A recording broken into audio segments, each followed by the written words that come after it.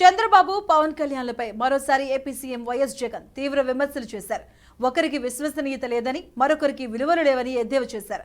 పవన్ ఒక marriage star, ఒక వంచకుడని విమర్శించారు. 3 పార్టీలుగా కూటమిగా ఏర్పడి పేదవాడి భవిష్యత్ మీద యుద్ధానికి వస్తున్నారంటూ ఆరోపించారు. 2014లో ఇదే కూటమి మోసపూరిత హామీలతో వచ్చి పాలించిందని గుర్తు చేశారు.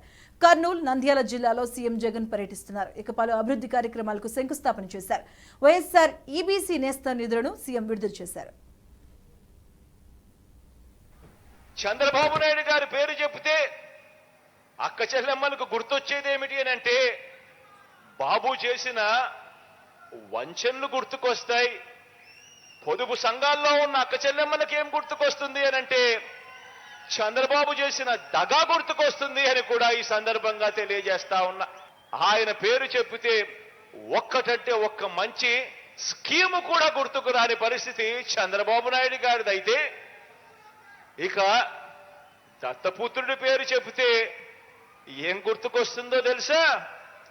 వివాహ వ్యవస్థను భ్రష్టు పట్టించే ఓ మోసగాడు గుర్తుకొస్తాడు.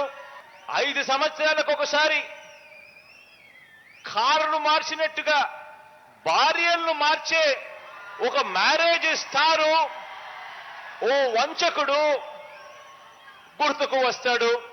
ఒకరికి విశ్వసనీయత లేదు, మరొకరికి విలువలు లేవు. ఈ విశ్వసనీయత లేని, ఈ విలువలు లేని వీరు, ఈ విశ్వసనీయత లేని, ఈ విలువలు లేని వీరు 3 పార్టీలుగా ఇవాళ కూటమిగా ఏర్పడి, 3 పార్టీలుగా కూటమిగా ఈరోజు ఏర్పడి, ఈరోజు మీ బిడ్డ మీదకి యుద్ధానికి వస్తున్నారు.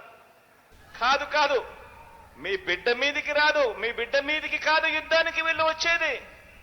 3 పార్టీలుగా వీళ్ళు కూటమిగా ఏర్పడి పేదవాడి భవిష్యత్ మీదికి వీళ్ళు యుద్ధానికి వస్తా ఉన్నారు.